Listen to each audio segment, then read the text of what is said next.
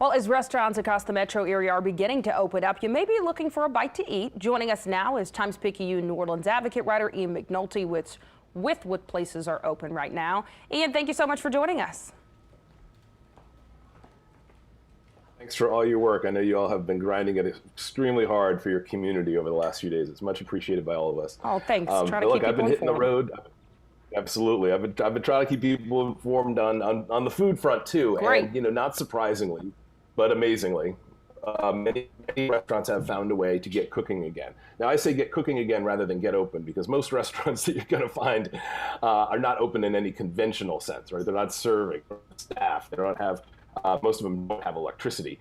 But those that have gas power, some of them have been able to get back open with family members helping out, a few staff, maybe just the proprietor operating solo. So keep all that in mind. We're not going out for a dining experience at this juncture.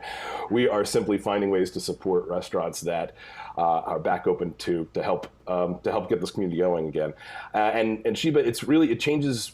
Not even day by day, I would say half day by half day as people's supply situation changes. It's a juggling match of generators, ice, extension cords, perishable supplies, shelf-stable staples, and what they can do to push some of this stuff out. But with all that said, impressive variety out there. Boku Eats on Canal Street across from the VA hospital has been serving pretty much their full menu for the last few days. Wow, that's only. impressive. But you walk in there at lunchtime, and we're talking yesterday they had ribs, they had salmon, they had smothered greens, they had sweet potatoes. Go around the corner to Broad Street. I found McCarty's Chicken and Fixins, one of my favorite fried chicken counters, was open. Again, no electricity in this building, but with a generator and with gas, they were pushing out fried chicken. I mean, enormously hot. You have to think about how hot it is in these restaurants for the people working there. But that's another family business getting hot. Great Jamaican restaurant with the chef Mother Nature cooking up her island plates there. Oh, I love Mother Nature. Right. Do you need a donut? Who could use a donut right about now? I think I could. Joe's Cafe. They have a lot of locations around town. The one in Terrytown is back open from about 5 p.m. until just early afternoon, probably 2 p.m. They've been doing donuts, coffee, plate lunches, breakfasts. They plan to expand hours as they can.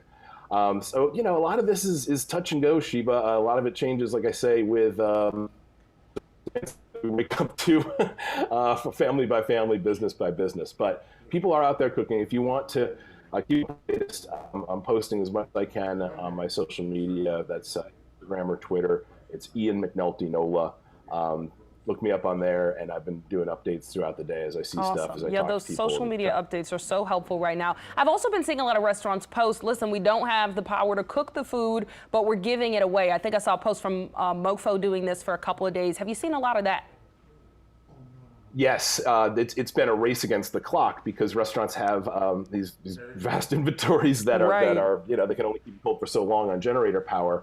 And so we saw many restaurants give this stuff away. Doris Metropolitan, a high-end steakhouse in the French Quarter, they gave away all of their high-end steaks the other night. Mofo has been doing that. Mofo actually today, Sheba, is doing a free community feed because somebody else saw what Mofo was doing and brought them more food. Oh, so nice. The inventory is out, but other people are finding ways to connect with these chefs.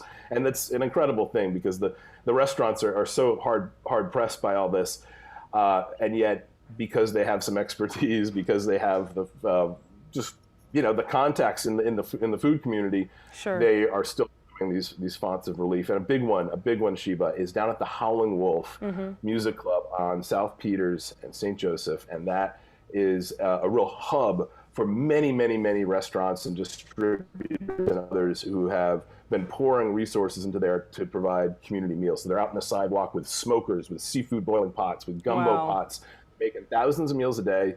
They push them out. You can get them right there on the street. They're sending them to senior care centers. They're sending them to first responders. And you never know what's going to come in the next carload of supplies. It could be gumbo. It could be chicken. It could be sandwiches. That's awesome. It's so great to see people find ways to step up, feed others. It just says so much about their heart and spirit. Ian, thank you so much for that list. And you said Ian Mcnulty, NOLA, on Instagram and social media so we can keep up with your restaurant updates. Thanks. That's right. Thanks so much.